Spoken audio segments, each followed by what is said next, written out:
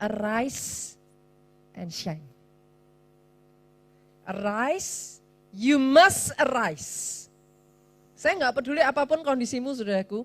Saya harus katakan kepada saudara, bahkan di dalam keadaan paling terpuruk sekalipun, justru ini waktumu bangkit. Saya tahu, saudaraku, karena Yesaya 60 bahkan mengatakan, ini kondisinya tambah gelap. Dunia dalam keadaan kelam, gelap gulita. Tapi hari ini saya harus berkata kepada saudara, terang Tuhan terbit atasmu. In case, kalau ada di antara saudara yang saat ini masih belum sadar, yes, dan fokus saudara terus pada gelapnya dunia, ketidakpastian dunia, kepanikan yang ada di dunia saat ini, saya harus mengingatkan kepada saudara sekali lagi. Bangkit. Kenapa?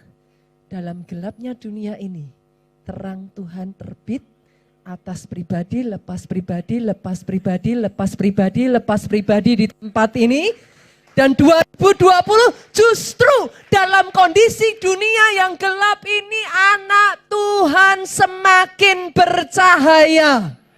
Dengar suara Tuhan baik-baik.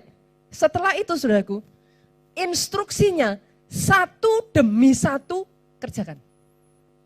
Saudara mau pakai logika, Bu? Oke. Saudara mau pakai intuisi? Oke. Tapi intuisi yang baik, logika yang baik, pola berpikir yang baik, hanya akan membawa saudara berjalan. Saya melihat orang-orang yang punya pola pikir bisnis yang benar, saudara. Dan ya benar, maju bisnisnya, saudara. Karena baik berjalan, berlari maupun terbang, sama-sama kok arahnya maju. Tapi yang membedakan apa, Pak? Levelnya. Sorry ya, saudaraku ya. Sama-sama, saudara boleh mau pakai intuisi, boleh mau pakai logika. Tetap maju, bisa maju. Tapi tambahkan logika saudara dengan kebenaran firman. Prinsip Alkitabiah, saudara akan melihat, saudara tidak lagi berjalan, saudara akan lari. Tapi kalau saudara sudah bicara kelasnya terbang, Pak. Terbang ini nggak bisa pakai ini, saudara. Nggak bisa pakai ini. Bahkan, siap-siap ya saudara, anak Tuhan, dengar ini baik-baik. Gak heran banyak anak Tuhan merasa sudah melakukan firman, tapi kok masih macet-macet aja ya. Kenapa saudara? Karena kalau mau terbang itu gak cukup hanya melakukan prinsip kebenaran firman. Terus gimana Pastor? Senggol kiri kanan saudara. Ikut Tuhan yang satu ini gak bisa copy paste. Ini asiknya, tahukah saudara kenapa sampai detik hari ini saudaraku? Semakin asik saya mengikuti Tuhan yang satu ini. Kenapa? Karena hidup saudara dengan orang lain gak pernah ada yang sama. Saudara gak bisa copy paste. Untuk ikut Tuhan yang satu ini dibutuhkan kau dengar suaranya.